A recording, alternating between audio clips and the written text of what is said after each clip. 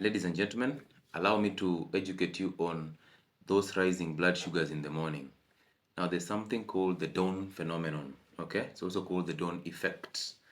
This is a natural occurrence that causes high blood sugars in your system in the morning. And we will talk about the why because that's why we are here. We question the why. Now, those people who have been diagnosed with diabetes, they also experience the same. Even those who have doses of insulin and they inject in the evening, so they'll still wake up with high blood sugars and it becomes a serious challenge because they are now worried. So the next thing you can do is just go and pick another insulin injection and pump into your system. I will tell you why that is not necessary. Now listen, naturally we have a biological clock. We have something called the circadian rhythm or the circadian cycle. What that cycle does is actually a hormonal cycle. So in the morning at around 3 a.m. all the way to 9 a.m., your body is strongly producing hormones that are called the counter-regulatory hormones. This is glucagon, and all of you know the function of glucagon is actually the opposite of insulin. So glucagon helps the liver to pump glucose into the bloodstream to prepare you for the new day so that you have energy.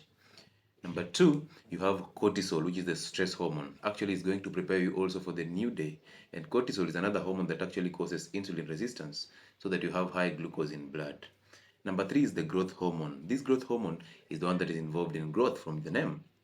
And that means also it helps the liver to pump glucose into the bloodstream for you to have a very active morning. This is the reason why you should train in the morning, because when you train in the morning, you have high glucose in the blood, you have high growth hormone, and that means you will gain from it. You will actually improve insulin sensitivity, you will actually utilize the growth hormone, so you will grow muscles, and you will actually gain from the exercise. So prioritize training in the morning rather than training in the evening.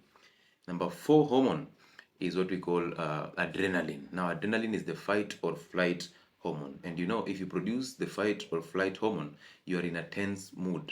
So you want instant energy. So again, the liver will have to burn glycogen to give you glucose. So these four hormones cause a spike in blood glucose every morning. That's why you don't wake up hungry.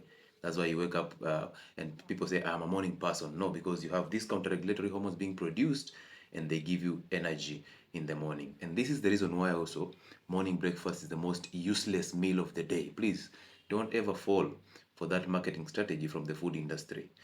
You have already enough glucose in your blood that you will utilize all the way towards the midday, and during at around 11 to 12 midday, that's when these blood sugars start going down. Now you see these four hormones are giving you a spike in glucose in blood, right? But the same hormones are actually causing insulin resistance. That's the reason why we have a rising amount of glucose in blood. So they are actively causing insulin resistance. Now imagine if you have been diagnosed with diabetes, you injected a dose of insulin in the evening. Of course, by the time you're type 2 diabetic, you already have insulin resistance. So you give yourself insulin injection when you have insulin resistance. Does it make sense? How will that insulin work if at all diabetes is actually coming as a result of insulin resistance? Question number one. Question number two. In the morning, you have these hormones that are giving you glucose in blood. So, of course, your blood glucose are supposed to go up. And now they tell you to have an evening snack or a bedtime snack. So you eat a snack before going to bed. That is even more glucose in the system. A problem. Okay? So when you wake up in the morning, you have high glucose in the blood because of these four hormones. And then guess what you do? Because you have been prescribed to have insulin injection in the morning and insulin injection in the evening. So look at this. These hormones are causing insulin resistance. This is a challenge to somebody who has diabetes already.